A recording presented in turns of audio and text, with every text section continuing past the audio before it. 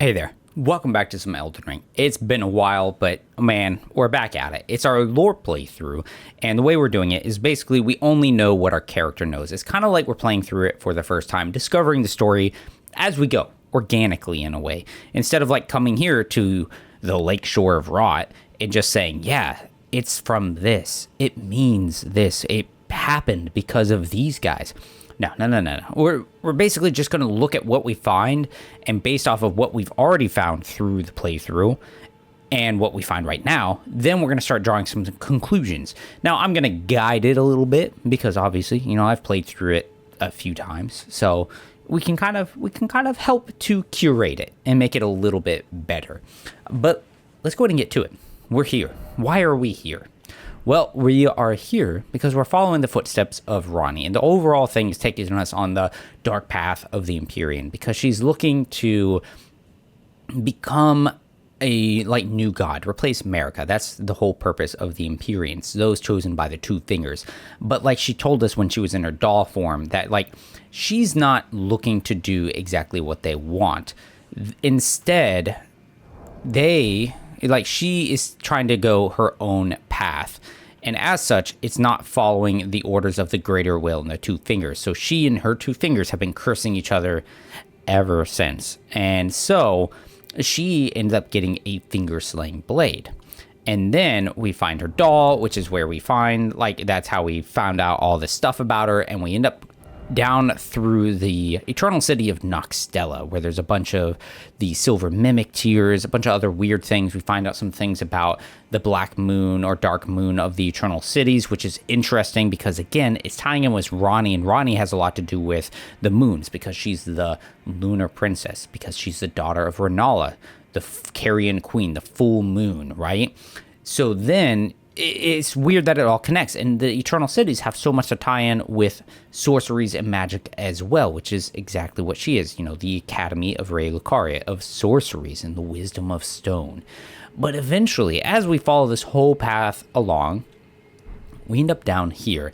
And what's interesting about this place is when you look at what it's right underneath, it's basically underneath the Academy of Raya Lucaria. Now, is it specifically because it's the Academy of Raya Lucaria, or is it because it's the Liurnia, or is this simply just a happenstance of gameplay? Because that's always something you have to consider, is that sometimes things are done and chosen not because of any specific lore reasons or intention, but simply by happenstance. Sometimes things just kind of end up the way they are, and it can make it interesting and lead to some interesting speculation, but it may simply be because this is just how the game ended up laying out. Now, there's a couple things to note here. One, Lake of Rot. Only other place we've seen that's anything like this is the Swamp of Aeonia down in Caelid, but this is a whole different level. Is completely different. It is a true full lake and not just a swamp. There's also an ancestral follower way out here, right? This is also set up in the ruins of some ancient dynasty.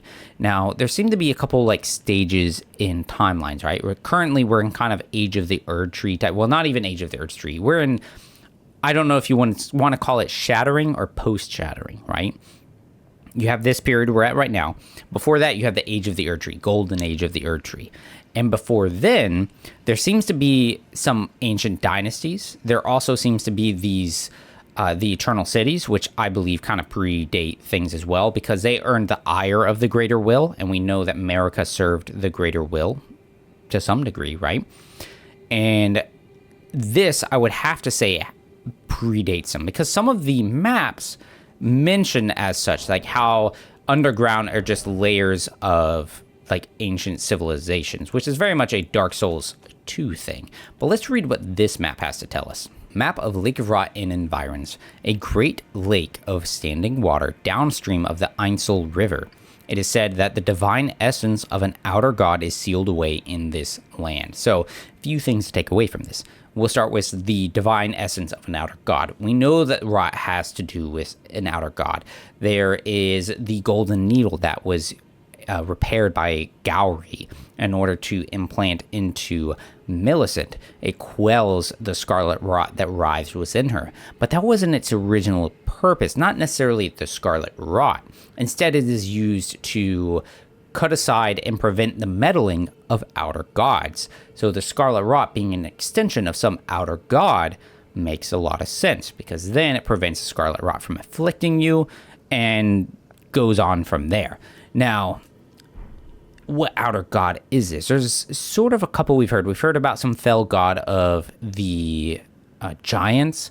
The moon seems to be maybe an outer god of sorts. There's also the greater will as an outer god. So these outer gods, which is an interesting connection to go in with the Golden Order stuff, where we get such things as the inner order and outer order, right? Outer order, inner order, and then you get the Golden Order totality. So it's a Golden Order having some tie-in with both of them. Now, the next thing to take in, a lake of standing water downstream of the Ainsel River. So there are two main rivers, right? You have the Ainsel River over here with the eternal city of Nokstella. And then on this side, you have the Schiefer River, which ties a lot into the eternal city of Nokron and Night's Sacred Grounds. Where does it say Nokron? Not telling us any. There it is, Nokron, the eternal city. But you have two main rivers, and then they have a source here where there is a nameless eternal city. Now, there's another thing that kind of ties in with this whole thing. Anytime you see these eternal cities, specifically, like when we're traveling along here, right here, it's like a giant sluice gate where the river is kind of trapped and funneled. You can see in other sections as well. Right along here, right before we get down, it's like a big sluice gate as well. And then what is this section right here? Well, if we turn and we look, let's take a look. It looks a lot like, to me, a dam. Right? Like, doesn't that look like a dam? So what I wonder is if they didn't use the rivers to somehow funnel and channel and trap this divine essence of an outer god, which is rot, down here. Now, there's some other interesting things to tie in with it, and that kind of goes in with some talismans and stuff we got way at the beginning of the game in Limgrave, the Blue Dancer Charm. The dancer in blue represents a fairy who in legend bestowed a flowing sword upon a blind swordsman. Blade in hand, the swordsman sealed away an ancient god, a god that was rot itself. So what that tends to evoke is images of a warrior battling some evil deity and sealing them away. You know, very much like Legend of Zelda style. However, if we think about Schiefer River, the Schiefer, it means fairy, and a flowing sword, like a river. And then you think of a blind swordsman. Well, the swordsman sets that you get and you start with have a blindfold type thing over the eyes, symbolizes brisk waters, fluid and flowing, just as a sword in the hand of its wearer, just as still waters turn foul, stagnation leads to decay, blah, blah, blah, blah. But it covers your eyes. Who else covers their eyes? The various Nox per people who live within the eternal cities. They cover their eyes. And if you actually, alter it, it says their eyes are revealed, flaunting their regular style, right? Or flaunting tradition, something to that nature.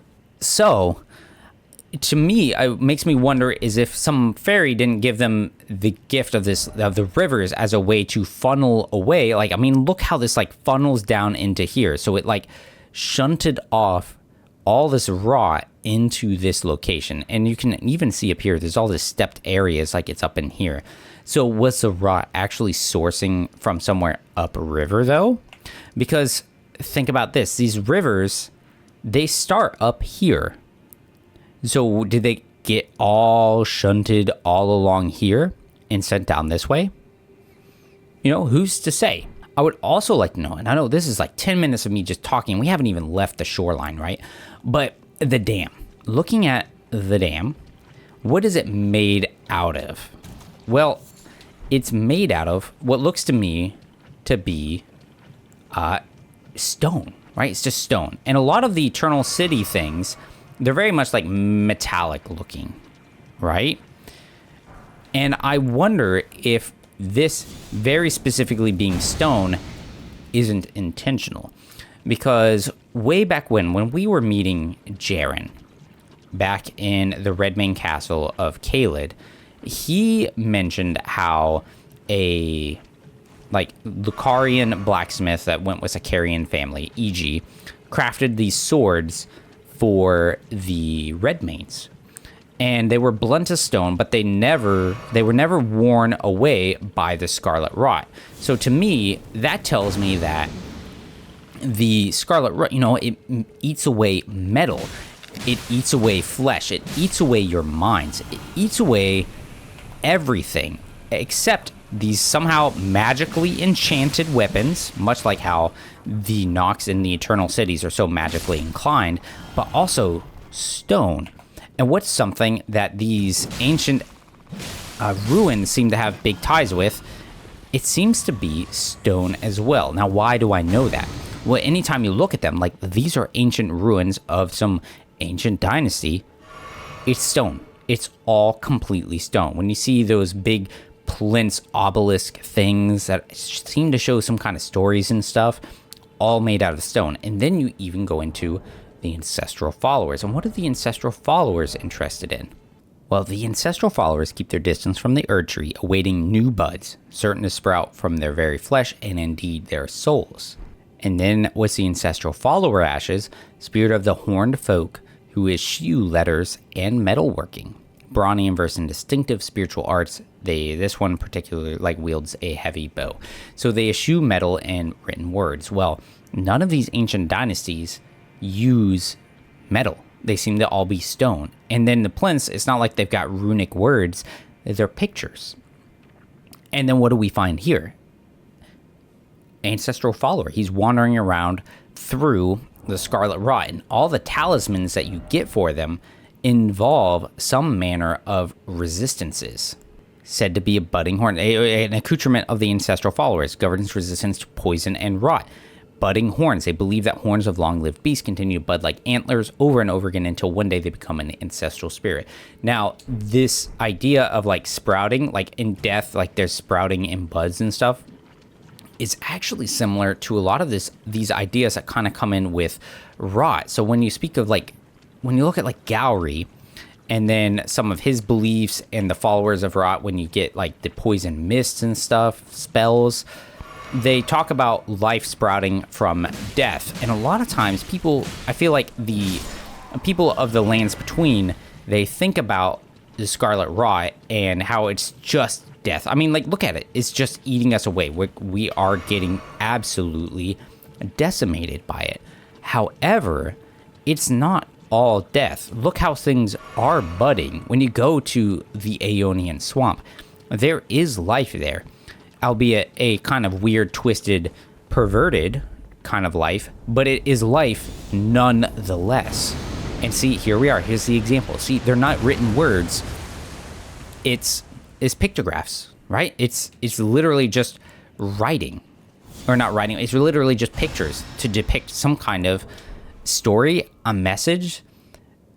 Are these the original dynastic followers? See how there's trees and stuff? Did it have stuff to do with the Erd Tree? And then you've got these stone plinths, and I don't know. It's hard to say. What story is it depicting right now?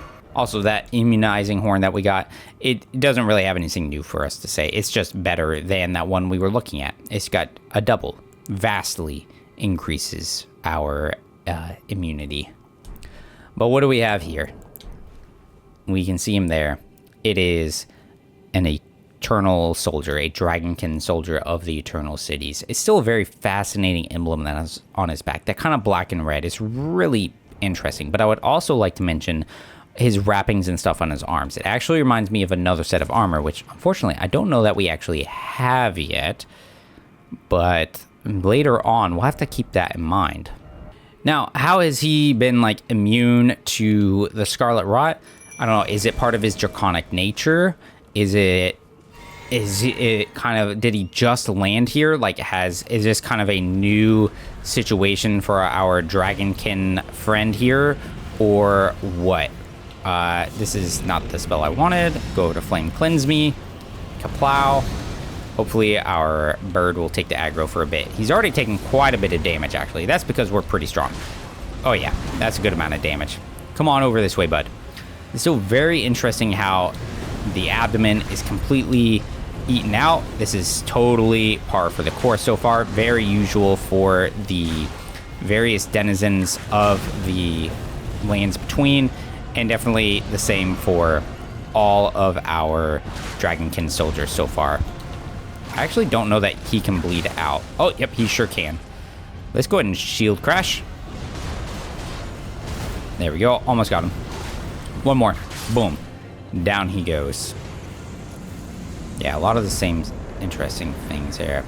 Kind of a spoked wheel emblem on his back. There's a dragon scale blade. One of the other ones had given us the draconic halberd thing. So a weapon made by sharpening a gravel stone scale, thought to be the source of ancient dragon immortality, into an unclouded blade.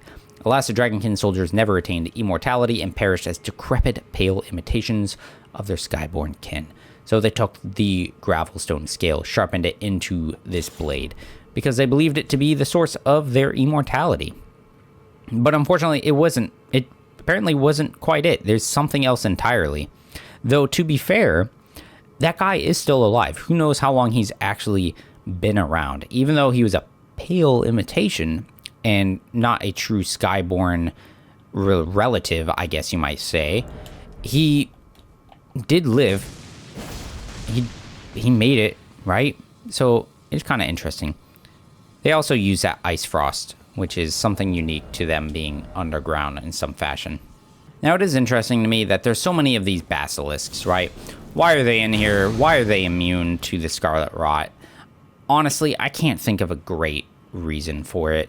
It just kind of feels like something that it's just kind of put here. This feels like more of a gameplay thing and less of a true, like, storytelling point. Perhaps you could widget some, or kind of put together some kind of reasoning for it. But to me, it just doesn't quite seem to make a lot of sense. The basilisks do stuff with Deathblight, which seems to have a lot of tie-ins with Godwyn the Golden and his whole ruined body. But that just doesn't seem to have anything to do with, Scarlet Rot. Like, it's a completely separate thing. So why are they immune to it? Unless somehow it trumps Scarlet Rot. I mean, I guess Deathblight is an immediate death. So maybe that's part of it. Oh, got ourselves an item here. Whole bunch more basilisks too, of course.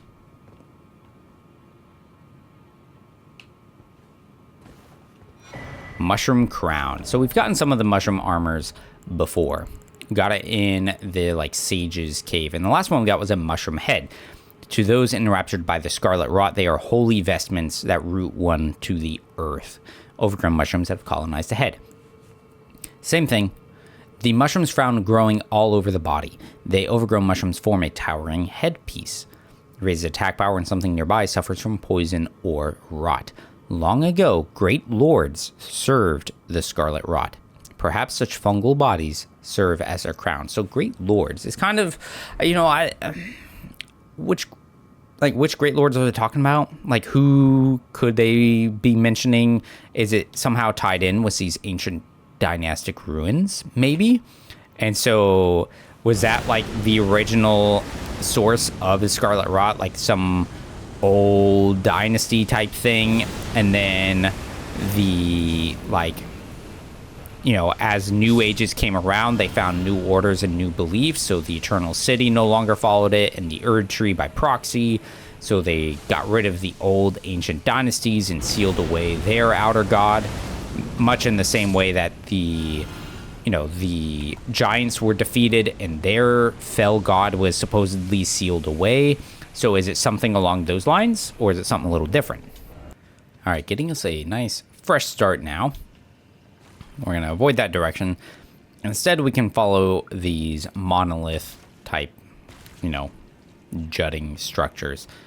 Because at the base of them, there seem to be these little buttons that are raising up sections for us to traverse. Again, It's got to be a gameplay thing.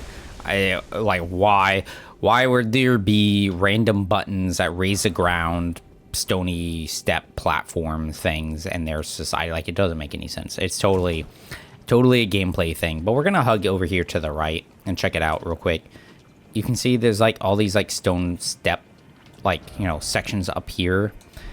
And those are very much like just kind of stone columns, but, you know, again, with so many tree things, it honestly wouldn't surprise me as if some way those were supposed to be like trees. Like, we see, you know, old evidence of what is maybe ancient trees, and other parts of the underground sections, like around the Schiefer River and in the distance outside of Einsel River and the nameless eternal city.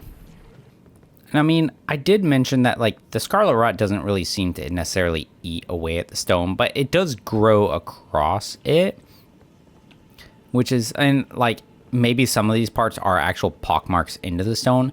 So I don't know, it's hard to say, but like also, how long has the stone been in here, you know? Whereas so many other things, I mean, it eats away at flesh, it eats away at the mind, and the metal seems to get completely corroded. So that it's held up this well for this long is maybe fairly indicative of how well the stone seems to endure. And if potentially, you know, not saying this is actually anything at all or true, but with that mushroom crown talking about ancient lords that followed and served the rot, if they did belong to this ancient dynasty, if their stuff is made out of stone, you know, that connection between them serving the scarlet rot and the material that they build their dynastic ruins out of being resistant to the rot is a nice little interesting connection. And see, this section here, I mean, doesn't that look like so important? I mean, there's definitely been some other like ancient ruin sections that are very important like this too. So, I mean, it's just that passage right there is just absolutely massive, right? I mean, look at that, dude. It's just huge and impressive. And this just took us right on up. Right up there, pretty close to it. There's a whole path there. There's a ladder we could see right away. But obviously, we could totally walk this way. So is there something worth seeing? And we can see there's actually an item there. Anything else that way? Ah, it's one of those portals where we see falling star beasts or the Onyx Lords. But this dude, I don't think, is an Onyx Lord necessarily. His weapon's a little different, right? Owie. Boom. Oh, no. Forgot how satisfying the guard counters and stuff were on this thing. Chop. Chop. Dropped an item for us. Alabaster Lord Sword. Different, right? We've heard about them. You've got the Alabaster Lords and you've got the Onyx Lords. Again, a kind of duality thing between gold, silver, light, dark, right? Like, that seems to be a whole big thing. Inner order, outer order, inner gods, outer gods. It's just a big theme with Elden Ring. So let's take a look at the Alabaster Lord's sword. It's a great sword forged from a blue-white meteoric ore. It conceals gravity manipulating magic. Weapon unique to the Alabaster Lords, a race of ancients with skin of stone who were said to have risen to life when a meteor struck long ago. Its unique skill is the Alabaster Lord's pull. Thrust the armament into the ground to create a gravity well. In addition to dealing damage, it pulls enemies and has a greater area of effect than Gravitas. Now, this is in a little bit of a contrast to the Onyx Lords. So the Onyx Lords is a curved sword, and it's made from a golden hued ore. But they also came to life with a meteor, skin of stone. But the Onyx Lords one is a repulsion. So if you end up looking through, you'll notice Alabaster's does the pull, Onyx does the push or repulsion, which has an interesting symmetry to the whole, the Golden Order's like fundamentals. Like, it's two main concepts, which is causality and regression, right? That causality is the pull between meanings that links all things, and then, you know, with a regression, all things trying to like the pull of meaning, all things yearning to eternally converge, right? So like to me, there's some interesting things between the causality and regression. But another thing to note is if you go and you look at the spells, or gravity spells, like we just fought an Alabaster Lord, and that's a lord, the type of lord that Radon studied under in Celia. So like the gravity well was a technique studied by young Radon from his master, an Alabaster Lord. And this is, again, something that pulls. Then you've got the collapsing stars. Numerous gravitational projectiles any foe struck will be pulled toward the caster. It's studied by the young Radon. Thank you for your tutelage, for now I can challenge the stars. So again, and even if you think about when you fight Radon, especially even with his great swords, he does a big pull effect. He pulls you in. It's all Alabaster Lord things. Then you've got the Rock Sling. Again, this is another Alabaster Lord thing. It's interesting that he pulls them from the ground. But Meteorite, this came from the Onyx Lords, who had Skin of Stone, were called lords in reverential fear of their destructive power. So it summons a void that emits a rain of small meteorites. So it's things that push or pull, like repel things. So it's just an interesting contrast, you know? But why is he in here? You know, who can say? I mean, you'll find them in other locations, like in the Weeping Peninsula. You find them in an Everjail, in the Carrion Academy, which makes sense to me. Though the one in the Weeping Peninsula, it's like a meteorite site. So you see them in all kinds of locations. Some of them make more sense than others. So there wasn't really much more to find out in here. We went in a small building there, got a craft book, finished kind of stripping along some of the edges. Overall, not a lot left to get in there. We got some of the main parts. Instead, we are now over here where this water seems to channel out here. Now, was it always a waterfall? Because, I mean, this would have been lined up with a river, so maybe it has always been channeled, and it should have been a more traditional waterfall. But we find ourselves at this giant step. Look how you can see all these, like, the pictures on the side there. How it's very much like we see on the big monolith, like, plinth things. And you can see even more up there. And those are the exact pictures, right? They're just done in a sort of reverse order in a way. Normally those are up top. And that goes way down there. It's really interesting just how massive this section is. So the Grand Cloister. So Cloister has to do, a lot of times when I think of Cloister, it's oftentimes like a monastery or something like that. It doesn't have to be, though. But it's like a closed walk section. Parts of it are like open or something to that nature. Also, look at all those crystals, which makes a lot of sense because look where we are right now. Literally underneath the academy. And you've got these huge crystal sections. This whole chunk right there, oh, maybe not. I guess it settles down maybe more here. But look at this huge channel that we've got here. But a cloister, a kind of like sheltered walk of sorts. Oftentimes kind of opened. Like I think of like when you think of the inside of a monastery and it's got like kind of a garden section on the inside and there's a walkways. That's kind of what I think of when I think cloister, you know? And I mean, yeah, there's all these stairs that go down. There's definitely way busted up, but it goes way down. There seems to be a whole central section that would maybe be where the water is supposed to continue flowing, which makes sense given how it channels down there. All these like little windowed areas, bunches of items there. It's so cool looking. It's so cool. Grand Cloister. All right. And if we look far ahead, what do we see? Yeah. The pests. The followers, the rots. All right. And there is a golden centipede, a fetish of the Golden Order. Interesting. There's some things with the DLC to kind of tie in here, and I'll probably tie them in at the end of this. But look how they're all facing in, like in worship, and it makes sense that you would find a bunch here because what do they worship? The rot. And if this is supposed to be a sealed essence of a god, then yeah, of course they would be here because this is, in theory, I guess, where their god would be.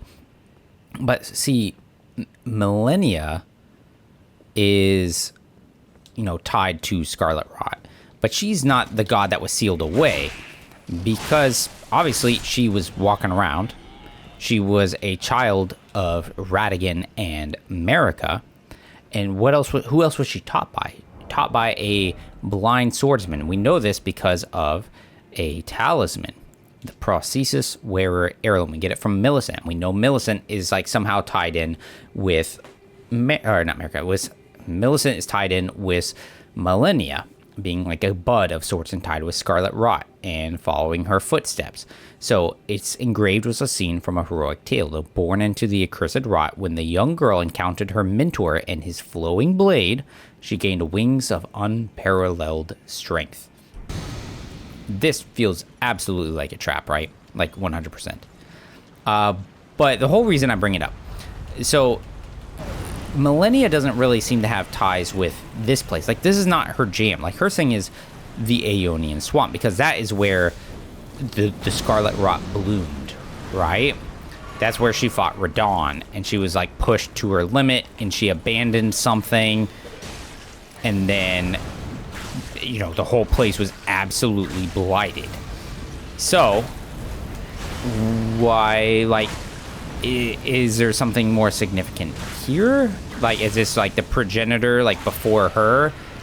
Was the outer god, did it exist in like physical before Millennia?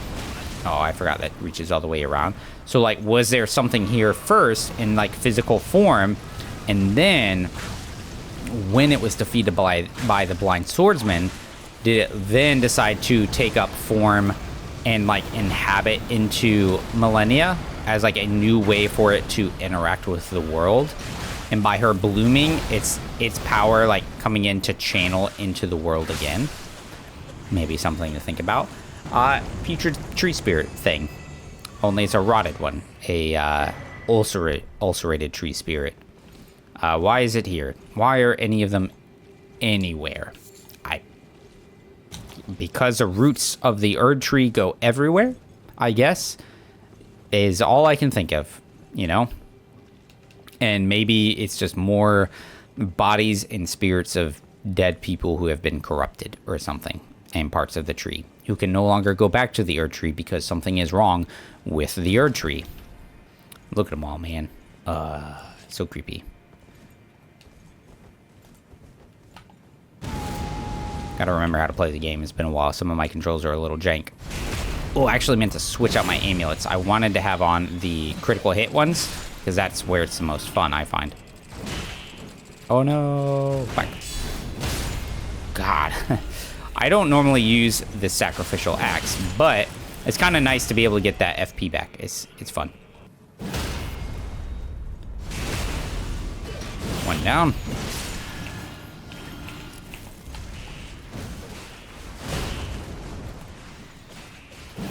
Oh, nice. That's a fun little combo. Knock him down into a fully charged R2. So what is going to be in here that they are so interested in worshiping? And something to think about, too, is the fact that there's no Claymen here. The Claymen have been at each of the dynastic ruins outside of the ones at the surface, right? So they were down under in here when we did the first, like, approach, going in through some of these sections. They were also they're up, not in Night's Sacred Ground, but up along, where were they? They're up in here somewhere, right? They're up here. There's a bunch of Claymen. And then they're also all along and in here as well. Like, they're all over this whole section. We actually find some of them along in some of the Deep Root Depths too. No, not Deep Root Depths, but instead the Ainsel River main section going along into here. So they're in a bunch of these different sections, but they're not here. And another thing to think of with the Claymen is the fact that they are clay. And what do the ancestral followers eschew is like metal and work. So they're like mud and stone, right? All those things. I walked away from the main door. So what is up here? It's another one of those statues of like the old man clutching a thing. But this place is the vibe of this section. It feels different. Like, I mean, yes, there's all the torches and stuff here, but like it doesn't feel quite as like heavily. I mean, it's definitely completely blighted in scarlet rot. But like looking in there, maybe it is just the shadows, but it just feels a little different, right? Yeah, maybe it is just the shadows. Completely covered him. And what do we find? It is the Scorpion's Stinger. A dagger fashioned from a great scorpion's tail, glistening with scarlet rot. A ceremonial tool used by heretics, crafted from the relic of a sealed outer god. So again, thinking about what relic means here, this is less of like a inorganic, like something you would dig up in like ancient ruins, but more of like a body part. So this is literally from the part of an outer god, right? Which is part of like what the blind swordsman defeated. So the blind swordsman defeated some outer god, sealed them away, and then a part of it was crafted into this dagger to be used by heretics, a tool, ceremonial tool to like somehow invoke rot or something of that nature. Now, was the outer god somehow like a scorpion of sorts?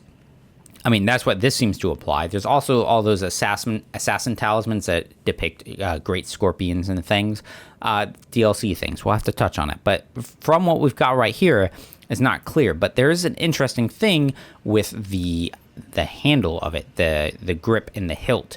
You look down at the pommel, it's a wolf head, right? Look down. Yeah, that is a wolf head. So why is there a wolf head on this thing?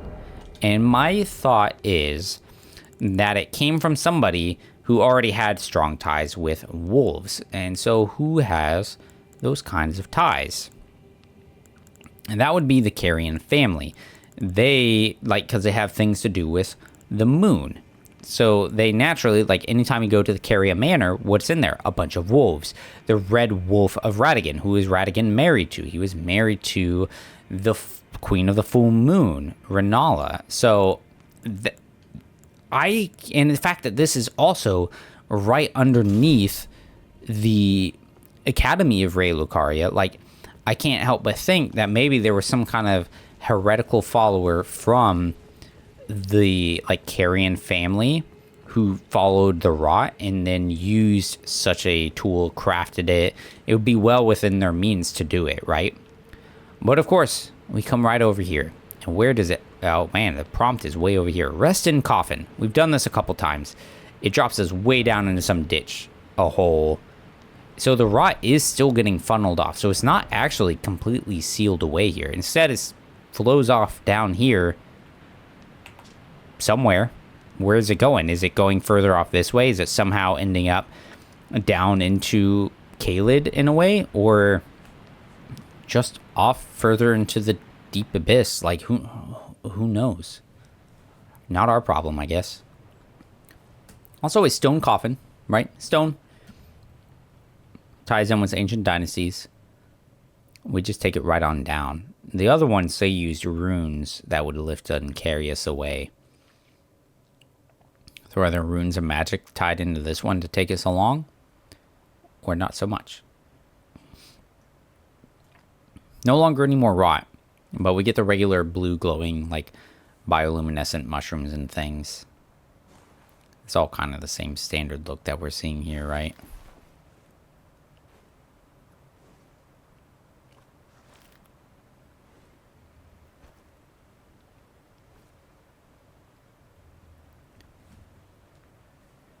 All right. So, what's going to be up ahead, huh?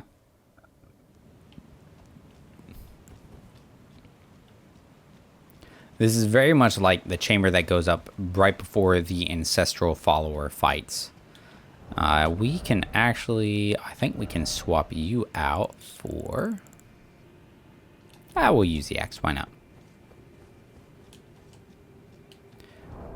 Maybe we'll use a rune arc too, man, why not? Here we go. Look at that.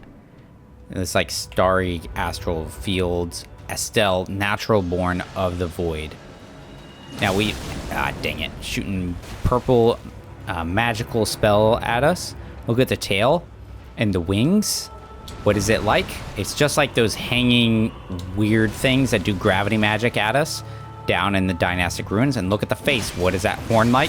It's like the... oh, way too early. It's like the falling star beasts. And then you can see the eye and the head like we see when we fight those other things.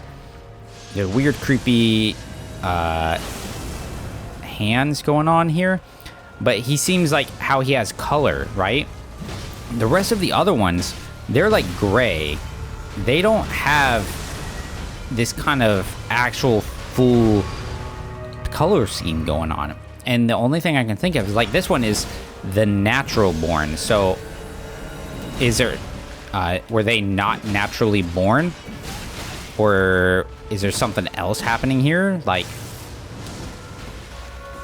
and then we gotta wonder, like, what is this void? So there's a couple things that tie in with that. With the Eternal Darkness spell that we get, it's like a forbidden banished sorcery of Celia that's like tied to their doom. And I mean, what happened to the Eternal Cities? They had some kind of doom visit upon them from the Greater Will. And it had something to do with the void. There's a whole a wing thing we'll have to check out here, right? Oh, I'm way too early again, but luckily I didn't get punished. Never punished. So we'll have to check out that and see if this has anything to tie in with it. That purple magic did some repulsive powers, kind of like the Onyx Lords. And so with him, like, you know, you've got the Falling Star Beasts, which seem to all reside within like meteor falling star sites. So is this guy, did he also come from a falling star? Which then you wonder with like the Onyx Lords and Alabaster Lords and stuff, did they result from a similar place or not? Remembrance of the Natural Born. Remembrance of Astel, natural born of the void, hewn into the Erd tree. The power of its namesake can be unlocked by the finger reader. Alternatively, it can be used to gain a great bounty of runes. A malformed star born in the lightless void far away. Once destroyed an eternal city and took away their sky. A falling star of ill omen. The stars are tied in with fate. We see that with the Blood Star. We see it with the astrologers, with the Carrion family, how all their fates and such are tied with the stars. Even our creepy guy, he wanted to get the Amber Starlight that could control fate and do stuff with Ronnie, right? And try and somehow possess and control her, or turn her into just a puppet, right? It's interesting that he's somehow malformed, even though he is a natural born. So like, is he malformed simply because that's how they look at him, or is it something else wrong with him? Wing of Astel. A sword fashioned from a delicate wing suffused with the magic of the stars. A strong attack unleashed a wave of enchanted light. Crafted from a relic of the natural born of the void who is said to have assailed the eternal city. So there it is. So this is literally a wing, a relic of him used as a weapon who assailed the eternal cities. Now, why would he assail the eternal cities? Because they earned the ire of the greater will. He was born in some void far, far away. So, was he born in some void for and by the greater will, or was it born there separate from the greater will, and the greater will simply took him and said, hey, this is what you're going to do now? Right? Which then makes you wonder, like, where does the greater will sit at? Where do they reside?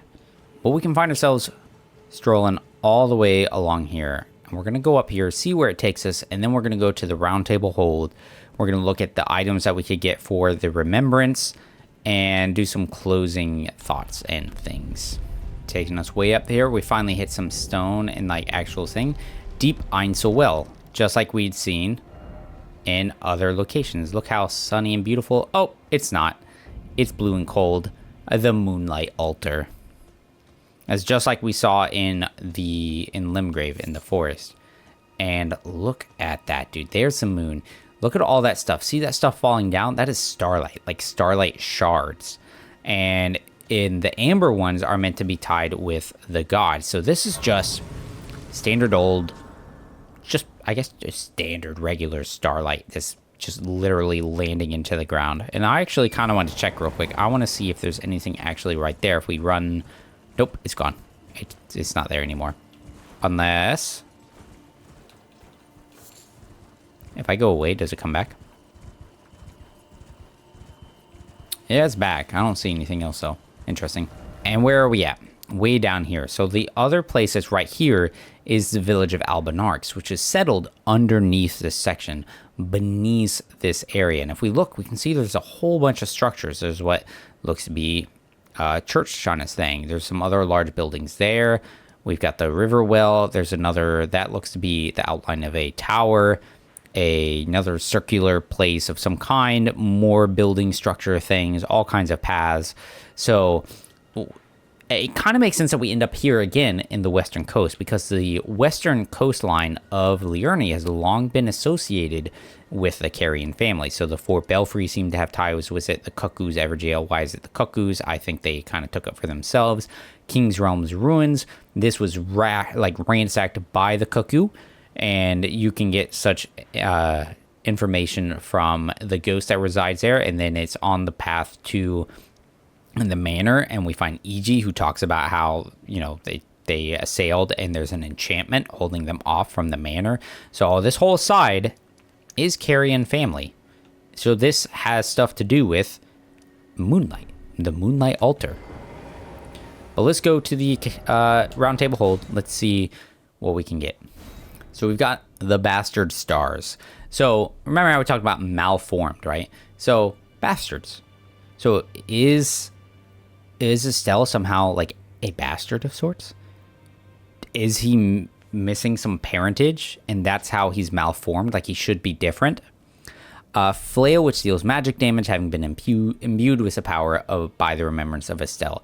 Formed of the same many-colored star debris that comprise the form of the natural born of the void. So the stuff that he has going on with his tail, all those colored pieces are star debris. He came from the stars. He's born up there. So then when you think about the other things that are hanging about underground and in doing the gravity magic and stuff, very similar to him, they're not natural born of the void. So that thing that they have is not true star debris. Hence it lacking the multicolored stuff. And another thing that's kind of interesting with the whole multicolored thing, you think about the shining stones, rainbow stones. Shine with the colors of the rainbow. A bunch of multicolored hued things, parts of ruin fragments, parts of a floating city, right? And it's polished in some way to do it. And the thing about that is it's a temple that flies through the sky. Struck by meteor, came from where, right? And so is all this gravity thing, and then into multicolor and stuff, even though gravity is typically just purple. And then we get the waves of darkness. We see him do this move. There's not much to be said about it. So I mean, it's a pretty solid Ash of War, though. He does the purple thing. It's a repulsion one. Not true repulsion, though. I think it just knocks you down due to damage. The nebula ability of bastard stars, so imbue natural born stars with magic to perform a sweeping strike that leaves dark cloud of stars in its wake that lingers briefly before exploding, which reminds me of some of the spells like we get from our masters of the Raya Lucaria Academy, Lusat and Azur. The final moments of a great star cluster. Saw darkness. So see how we see in the primeval current, there's darkness, natural born of the void, the abyss, even this, right? We see the final moments of a great star cluster probably exploding, And look here, we've got the eternal darkness, creates a space of darkness that draws in sorceries and incantations, lost sorcery of the eternal city, the despair that brought about its ruin made manifest. Okay, so now we're going to discuss a couple items that come from the DLC. It's going to get a little bit more into the nature of Astel, its relationship with the greater will, the lightless abyss, or the void that it came from, because really there aren't any answers in the base game. We pretty much got what we kind of can from the items that we've read already, but there's more stuff we can extrapolate from. So if you don't want to hear stuff from the DLC, goodbye. But let's go and get into it. A couple things that, keep in mind here, right? We know Natural Born of the Void, Astel, was sent to assail the Eternal City. The Eternal Cities were set upon by the Greater Will. They earned the ire of the Greater Will for some transgression. Now, we can assume this transgression has to do with that finger-slaying blade that we got for Ranni. And this whole thing we're doing right now that put us on this line is for Ranni, right? So we did a whole quest line, got this finger-slaying blade, learned a little bit more about the Eternal Cities. Now we're following after her in the dark path of the Empyrean. What do we fight? A thing that destroyed the Eternal City, probably for the friggin' finger-slaying blade. But why is Astel connected to the Greater Will? Because we know the Greater Will is who is upset with the Eternal City. And if the Eternal City was upset by him, and then they were assailed by this falling star thing, it makes sense that it would send it. But we have another connection here with a High Priest hat from Count Emir, the High Priest. The circular design at the top represents a greater will in its lightless abyss. Imparting intelligence and arcane to the wearer, instructed Rolana in sorcerer's arts, he abandoned his allegiance to the moon. It was merely the closest of the celestial bodies, nothing more. So, right, the greater will and its lightless abyss. And what is a whole thing that we've been reading all about was the lightless abyss, the dark void, all these things. So with Astel being a natural born of the void, is it possible that Astel and possibly others are born by the greater will, or at least in the same place as it, and then go out, and do they float out in the sky? Because he is a malformed star. That's what the bastard stars say. And so maybe he's not even correct. Maybe there is supposed to be a better version, right? That is more appropriate. Because the stars are supposed to be guides for the fates. The fates of the Carrion family and whatnot are held in the stars. So if they're a bunch of creatures or living things, how are they influencing? Is it through gravity magic? Because that's all the stars seem to have strong influences with gravity magic, hence the falling star beasts and stuff, which going into them, we actually get a different spell as well from the DLC that touches on their origin, because they seem to have fairly similar ideas with the Astel, but it's a gravity manipulation sorcery said to have originated in the lightless dark far beyond, the home of the falling star beast, which all makes me think that the falling star beast and stuff all came from this abyss beyond where the greater will resides. Now, we can figure that Astel came to the Eternal Cities because they did something to upset the greater will. I'm assuming it's the finger-slaying blade. Now, the finger-slaying blade is made from the relic of a god. And when it says relic, relic is meaning a body part or a piece of a god. So I have a couple thoughts with that. Maybe it came from some older god, because there seem to be implications of other gods, not just the greater will. You've got the god of rot. We got a, not really a relic, but an item that is part of their whole rituals and stuff, that scorpion tail dagger. No, it does say, yeah, it's crafted from the relic of a sealed outer god. So there is another god, right? So it's very possible that Fingerslayer blade is made from a relic of some other god, an unnamed one. Is ultimately not important. But there is also the idea that you have the Mother of Fingers that I cannot think of the name of right now. She seems to be wounded in some fashion. And so I wonder, was a Fingerslayer blade made from a portion of her? Right? Did they wound it and then craft a Fingerslayer blade? Or did they make the blade and then use that to wound the Mother of Fingers? Because then you also have another weapon. It's this one right here, right? Bludgeon, blah, blah, blah. So thought to have been cut from an ancestor of the Finger Creeper. And we know that from the DLC, Finger Creepers reside or come from the Mother of Fingers. And so some life yet remains in this legacy of an ancient act of blasphemy. So I'm thinking that the Eternal Cities, for one reason or another, because they had the Black Moon that they sort of followed, right? And the moon seemed to have been guides for the stars in some fashion. and the stars then come from the, well, maybe not all the stars come from it, but was Astel being a malformed star, and it came from the abyss or in ties with the greater will. There's some connections in there, right? But my thought is they were not happy with the greater will and things, and it's very possible too. I'm also wondering if they weren't just put up to it and said, hey, why don't you try and do this and cut off this connection, right? They made a Finger Slayer blade from some other god, then used it to perform an act of blasphemy. The blasphemy as is said to be such because what is the rule of the land? It's the greater will. It's the order of the Erd Tree, the golden order. And so the two fingers. And so to cut from the ancestor of the Finger Creeper would be an act of blasphemy. And if that would obviously lead to the greater will's ire. And so from there, they send down Astel to sink the greater city, or the eternal cities, or, cast them into a false eternal night. From there, though, then you have to wonder, right? Because Astel came from the greater will, the lightless beyond. So then you have the falling star beasts who fall all over the lands between, right? If we go and we look, I mean, we see meteor falling star sites all over the place. There's some on the Weeping Peninsula. There's some over in Caelid, right? We find some, well, you find a falling star beast in Caelid. I can't remember if you find a falling star site, but you find a bunch in right here in Lanedale, right? You got one here, there's a bunch of people mining things out. There's another one up in here, an adult falling star beast, or fully grown one.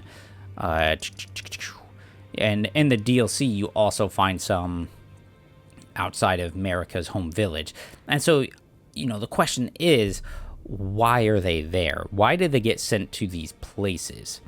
And so my thought would be that it's because of Marika, or the Golden Order itself, as it then essentially turned against a greater will, because I think that once the Mater, I think that was her name, Mater, the Mother of Fingers, once her connection to the greater will was severed, and that's, I'm assuming, what happened, because it tried to reach out to the greater will and never got any contact back, that then the greater will was, not really in contact, and once it realized that what was kind of going on via either the two fingers, maybe, or kind of what was going on was the Elden Beast and Marika, because Marika does, or Radagon gets called back to the capital city. And the vibe I get, a lot of it, is to basically bring Marika into line. And so when all that happens, it sends down the Falling Star Beast as a sort of divine punishment and reckoning, right? Yeah, that's it. I'll just leave it there, because I could keep rambling on, I guess. It's interesting, some interesting thoughts, right? But that's pretty much it. I don't think there's anything else I really wanted to touch on there. So I hope you guys enjoyed it. I appreciate you tuning in and all. And yeah, until the next one, take care.